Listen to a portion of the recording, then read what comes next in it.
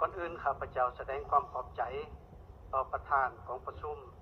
ที่ได้อนุญาตให้ข้าพเจ้ามีความเห็นต่อกองประชุมสมัยสามัญที่4ของสภาแห่งชาติชุดที่เก่าเกี่ยวกับการปฏิบัติหน้าที่ของข้าพเจ้าเข้ารับตำแหน่งเป็นนายกรัฐมนตรีเมื่อวันที่22เดือนมีนาคม2021ตามการเสนอของประธานประเทศและตามการรับห้องของประชุมครั้งปฐมฤกษ์ของสภาแห่งชาติชุดที่เก่าซึ่งมาฮอดมื้อนี้ก็เกือบ2 ปีกว่าดังที่พวกเฮารับรู้นำกันแล้วในหลายปีผ่านมาประเทศชาติของพวกเฮาพบกับความยุ่งยากทางด้านเศรษฐกิจการเงินทั้งได้รับผลกระทบอย่างหนักหน่วงและหลีกเลี่ยงบ่ได้จากการแพร่ระบาดของพยาธิโควิด -19 ผลกระทบจากสภาพถดถอยอันหนักหน่วงของเศรษฐกิจโลกตลอดระยะที่ดำรงตำแหน่งระยะที่ผ่านมาข้าพเจ้าได้อุทิศสติปัญญาและเอื้อแห้งของตนพร้อมกับหมู่คณะรัฐบาลเพื่อแก้ไขปัญหาดังกล่าวนั้นและก็มีหลายด้านที่มีผลสำเร็จตามคาดหมายที่วางไว้พร้อมกันนั้นเรื่องงานสำคัญจำนวนหนึ่งยังบ่สามารถบรรลุไหลตามความมุ่งหวังที่วางไว้ซึ่งสิ่งดังกล่าวเป็นข้อยุ่งยากและเป็นสิ่งท้าทายที่ประเทศชาติของพวกเรายังต้องได้สืบต่อแก้ไขต่อไปโดยอิงใช้อายุเกษียณของข้าพเจ้าก็กล่าวเข้าสู่72 ปีอีกบ่เท่าใดเดือนในตอนนี้และที่สำคัญแม่นสภาพด้านสุขภาพร่างกายของข้าพเจ้าเห็นว่าถดถอยหลายบ่แข็งแรงคือเมื่อก่อน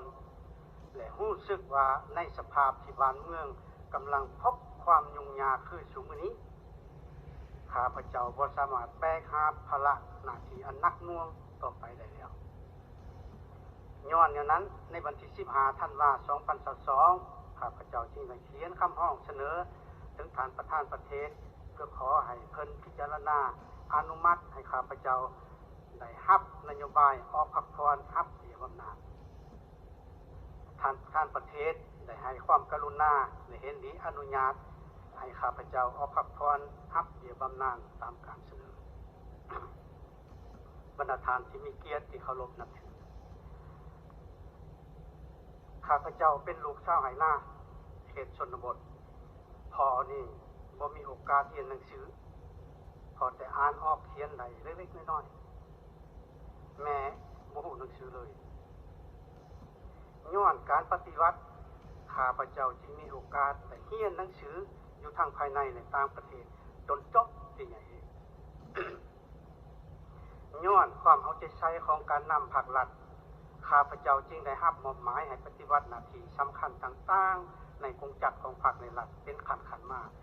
จนหอดตำแหน่งเป็นนายกรัฐมนตรีเช่นว่านับแต่เข้าการปฏิวัติเมื่อปี 1968 เป็นต้นมานอกจากใช้เวลาในการศึกษาหำเฮียนแล้วข้าพเจ้าได้รับหน้าที่เป็นครูสอนวิชาเลขเป็นครูสอนปรัชญาเป็นหัวหน้ามหาวิทยาลัย3 คู่เป็นห้องหัวหน้าคณะจัดตั้งศูนย์กลางพรรคเป็นห้องรัฐมนตรีเป็นหัวหน้าห้องบักการสำนักงานนายกรัฐมนตรีเป็นเจ้าแขวงเป็นรัฐมนตรีกระทรวงศึกษาธิการกีฬาเป็นประธานสมาคมมิตรภาพลาวเวียดนามเป็นประธานกรรมาธิการแห่งชาติลาวเพื่อยูเนสโกและเป็นประธานกรรมการโอลิมปิกแห่งชาติลาวหลังจากนั้นก็เป็นห้องนายกรัฐมนตรีเป็นผู้ประจำการคณะเลขาธิการศูนย์กลางพรรคเป็นห้องประธานประเทศและสุดท้ายแม่นนายกรัฐมนตรีนอกจากนั้นในแต่ละระยะยังได้รับการมอบหมายเรียกงานเฉพาะกิจที่สำคัญต่างๆหลายอย่างตามความที่ห้องต้องการของเรียกงานสำหรับชีวิตเบื้องพรรคแม่นเข้าพรรคปี 1974ได้รับการเลือกตั้งเป็นกรรมการศูนย์กลางพรรคในของประชุมใหญ่ครั้งที่8ที่9ที่10และที่11และถูกเลือกตั้งเป็นกรรมการกรมการเมืองศูนย์กลางพรรคครั้งที่9ที่10และที่11ข้าพเจ้าเล่าคืนสิ่งนี้มาแม่นเพื่อยังยืดว่า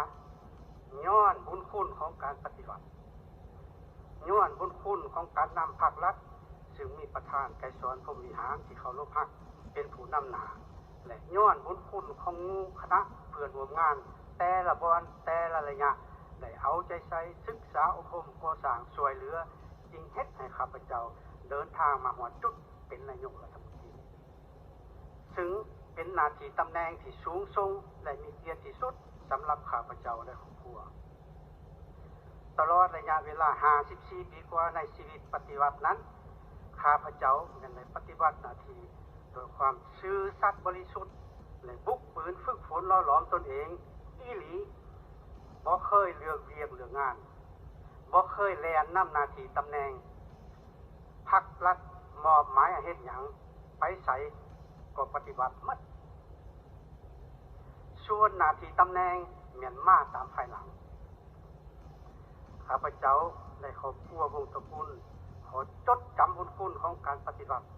และบรรณาธิการผู้นำพรรครัฐและเพื่อนร่วมงานทุกคนไว้จนเท่าใด